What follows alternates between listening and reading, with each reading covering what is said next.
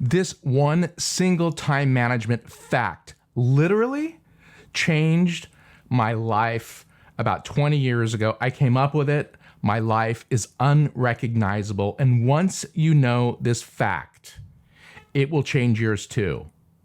I don't exaggerate. I don't believe in just add water techniques. Stick with me. This is The Paul Martin Show.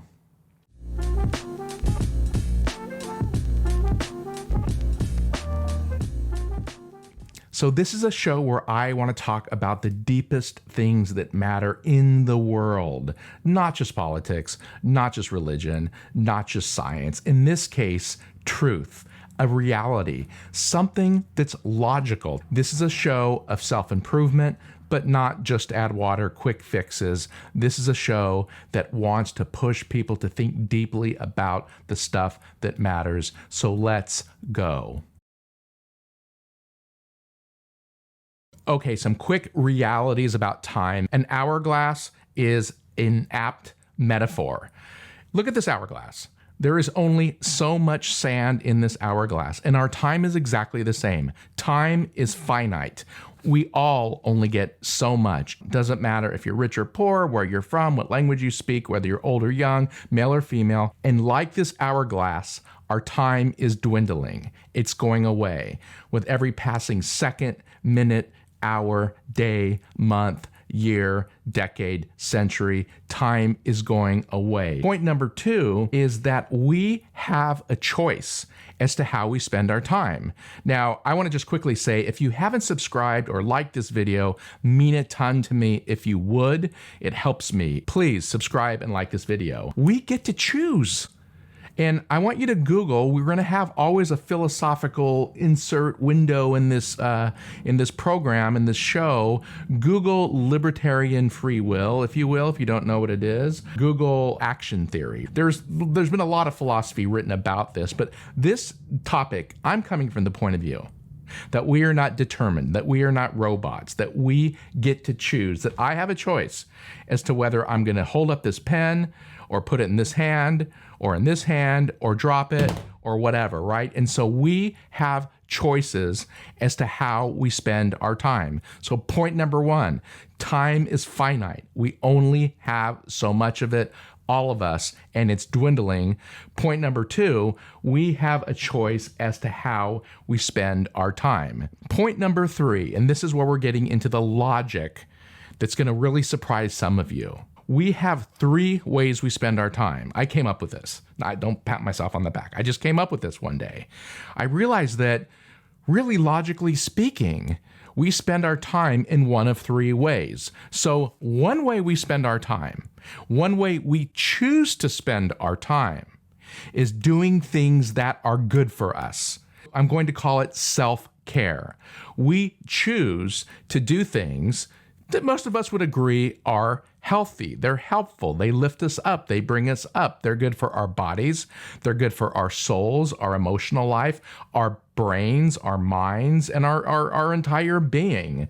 Some of those would be in terms of what we choose to eat, right? So this is easy. Hydration, exercise, balanced diets of fresh, wholesome foods, adequate sleep, right? So there are things that we do, we choose to spend our time doing things that are good for our bodies.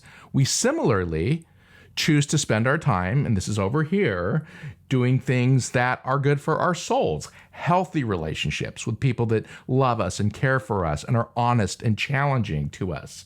Time in nature, it's been scientifically proven, is good for our mental health.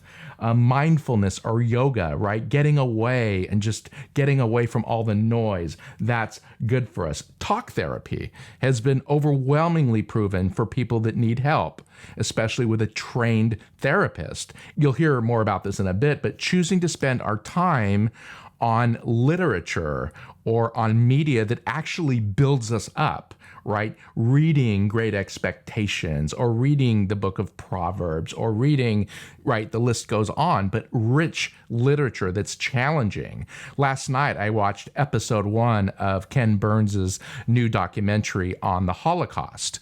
Some documentaries are unbelievably educational, unbelievably inspiring, and they actually help us to see the world in a true light. And so we can do things, we can choose to spend our time on activities that are mentally beneficial. And finally, spiritual. There's been a lot, I'm a Christian, but there's been a lot of research on how prayer is important to us, on how giving back to others. And this is important. Self-care is important. Other care, caring for others, I believe, is sometimes the very best form of self-care. But the first point is, let's call it X, okay? We're going to be logical. We're going to use logic right now. X is we're going to refer to things that are good for us, things that we choose to do, that we would all agree are good for us. Now you know where I'm going. We could choose to spend our time doing things that are bad for us, that are unhealthy, that are damaging. So instead of self-care, we're talking about self-harm. And these also are pretty obvious. It's not good to lay around every single day all the time. A sedentary lifestyle is not good for your cardiovascular system, for your heart, for everything else. So that's not good. Substance abuse is never good. Some people choose to spend their time using dangerous substances or different types of chemicals or abusing them. Diets that are high in sugar and saturated fats, a lack of sleep, smoking cigarettes, exposure to dangerous chemicals, right? On an emotional level or a spiritual level, we could talk about chronic stress, right? That's why yoga is important. Chronic stress creates a hormone called cortisol that's linked to heart disease. Not good. Toxic relationships with people that bring us down, that verbally abuse us, that are just simply toxic. Choosing to spend time with those people is not good for our mental health. Extreme social isolation is not good for us. That's been proven. Forms of media, unlike the documentary, or unlike Great Expectations or the book of Proverbs or whatever rich media builds you up, some media doesn't. And some people will debate this. I understand that. But I think Grand Theft Auto, I don't know a lot about video games, but porn, right? There is media out there that's not good. It's not good, and it brings us down, and we feel gross or disgusting. And we know that. Some people want to be relativistic about this. I don't. I believe there are forms of media that bring us down. I'm not talking about mindless TV. I might throw in some television shows in there that I have a lot of concerns about, but I'm not going to mention them because I want to be your friend because you're going to like this video. And then there are spiritual things that we can choose to do. I'm going to just put them under the umbrella of spiritual, but hopelessness, cynicism, fatalism, right? These are maybe mental or spiritual ways of thinking, ways of being that actually are toxic to our bodies. And so there are things that we can do, and we're going to call them Y. So we can do X things. We can choose to do X, and it's going to build us up. We can choose to do Y, which is going to not be good for us. And here is where this show will get interesting. Some of the things that we choose to do aren't good for us. They don't fall into X category. They're not self-damaging. They don't fall into Y category. They fall into this middle ground. And I want to use the word benign. You all know what it means. Benign just means that. It's not good. It's not bad. It's filler. The best metaphor in terms of food would be iceberg lettuce or plain rice cakes. I looked this up. They have virtually no nutritional value to them whatsoever. I mean, a little tiny bit of fiber, I guess, but basically you're not helping yourself. You're not hurting yourself. We spend a lot of time on time wasters. You have said to yourself before, I wasted so much time doing blah, blah, blah, blah, blah, right? We all do it. Mindless television, sports. Okay, I got to stop just for a second. I have to tell you, because some of you are going to get pissed. Some of you got mad at me on TikTok because I gave a little teaser of this video. I do these things. I watch sports sometimes. I've been recently playing solitaire on my iPhone, which is really weird because I prefer chess, because I'm going to talk about in a little bit. Chess is something that actually helps your brain. But I have to put my hand up and say, I am one of those people like you that chooses to waste his time. And so I'm not in a different class. But anyway, watching sports, watching mindless television, it's not building you up, it's not toxic. Just scrolling social media, just, oh my God, when am I going to put this thing down? Okay. And we're going to call this Z. This is iceberg lettuce. This is a diet of rice cakes and iceberg lettuce. You're not helping yourself. You're not damaging yourself. You're just kind of existing. And that's the third category. And this is logic. Okay, guys? I am saying there's this bracket, there's this bracket, and there's this bracket. And here's the part that's going to piss you off, or at least cause you to think. Choosing to spend our time on Z necessarily is choosing to not do X. So spending time on Z necessarily, to some degree, is harmful because we are not building ourselves up. It's not self-care. Okay, so quick summary, and then I'm going to give us some good news, because this is a show that also makes recommendations and doesn't leave us hanging. So number one, time is finite and it's running out. Point number two, we have agency. We have libertarian free will. We get to choose how we spend our time. Point number three, some of the things that we choose to do are really good for us, physically, emotionally, spiritually. Some of the things that we choose to do are not good for us. They could actually put us in prison and they can kill us. And then we have this middle ground that is iceberg lettuce and rice cakes. It's not good for us or bad for us, but logically speaking, by choosing to do this, we're not doing this. And in that case, we're harming ourselves. So what is the remedy? I love Aristotle. I know, like, people, when people mention philosophers, just for some reason, if I said I love, I don't know, Tom Hanks, people would say, oh, me too. But if you say I love Aristotle, people think it's weird. I love Aristotle. He wrote this work called the Nicomachean Ethics, the book, the treatise on ethics.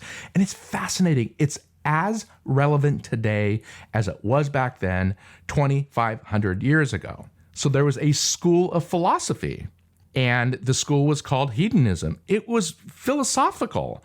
And basically the question was, what's the best way to live? What's the good life like? And hedonists believed, the Epicureans believed, that pleasure is how we're supposed to live.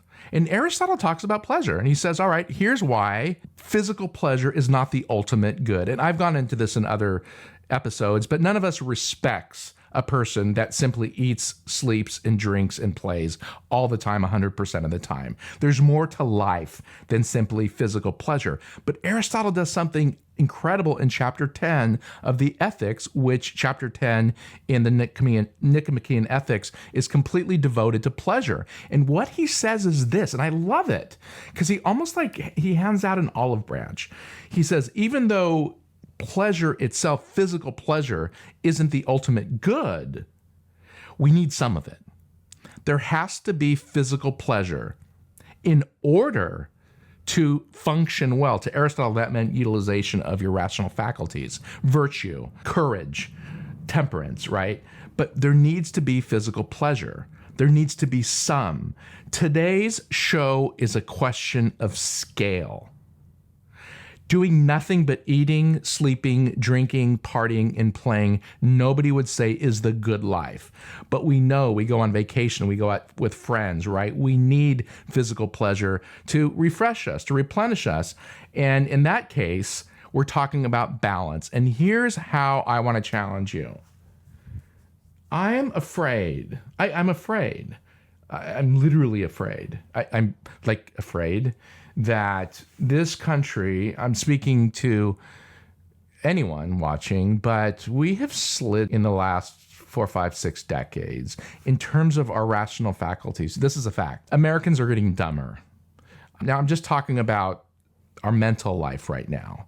But my concern is that, Ray Bradbury, those of you that read Fahrenheit 451, was very concerned of this in the 1950s, where he imagined a world where people were doing nothing but staring at screens. And he would talk about shells in their ears. He wrote about this before any earbuds were even thought of, and before screens became a thing. And Bradbury warned of a virtual world that took us away from this type of activity, nature, conversation, rich literature, that kind of living. And I was concerned 20 years ago when I made a decision to turn off the TV for a decade. I decided that I wanted to immerse myself in the canon of Western thought, primarily philosophy. And I'm not suggesting that you do this either, but we have got to get better at watching how we spend our time on crap. There's so much of it now. It's everywhere. It's on every social media platform. There are more television shows than you could shake a stick at. Producers, people in the publishing industry don't give a rip. Ken Burns does, but many of them don't care. It's about money. And we have to be able to identify, and this is the end of the show, but we have to be able to know that when we are doing Z, we have to be conscious of the benign in our lives. It's robbing many of us of hours and dozens of hours, weeks of our life, and it's doing nothing for us, and it's doing nothing for others. Watching 30 hours of football a weekend, I'm sorry, is just a waste. And maybe that's strong, and maybe you could say, who are you to tell me what to do? I'm nobody to tell you what to do. Do whatever the hell you want to do with your time. I'm just saying it's a waste. We have to do things in moderation. And some of these shows, like the Kardashians and the Bachelors and some of these, I just think some of this stuff is so base that we can do better. And again, I'm sorry to offend. That's it. In summary, we get to choose how we spend our time, and we need to be spending more of it over here, building ourselves up emotionally, mentally, physically, spiritually, building others up, and in doing so, building ourselves up. Thanks for watching. Do hit subscribe. We'll see you next time.